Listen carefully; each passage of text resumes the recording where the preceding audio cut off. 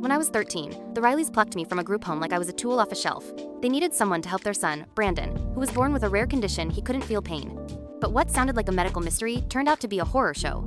At first, their home seemed normal. Warm meals, a clean room, polite smiles. But then Mrs. Riley sat me down and said, "You'll help Brandon understand consequences." I thought she meant through words. I was wrong.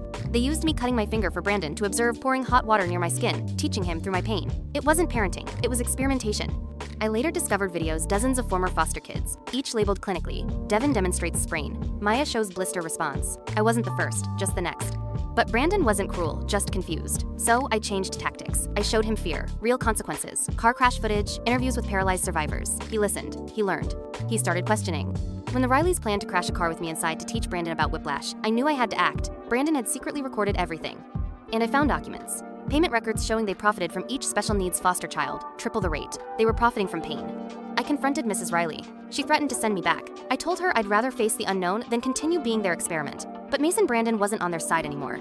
Together, we gathered evidence. When the Rileys went on a trip, we visited a lawyer. Brandon filed for emancipation, backed by his trust fund. I would stay with him until I turned 18. The Rileys returned early. They tried emotional manipulation, then force.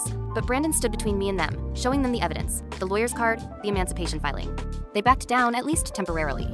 Weeks later, they struck again, filing a defamation suit, smearing us to landlords, trying to cut off Brandon's funds, but they underestimated our resolve. Other foster kids, like Sarah and Marcus, came forward with identical stories. Brandon used their testimonies to build a case. When they tried to break into our apartment, it sealed their fate.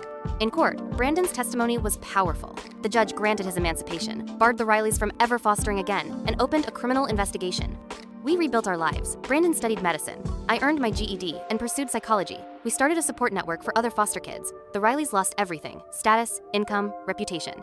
Years later, I saw Mrs. Riley at a public event. She looked away. For the first time, I felt nothing. No fear, no hate, just peace. Pain didn't make us strong. We did that ourselves.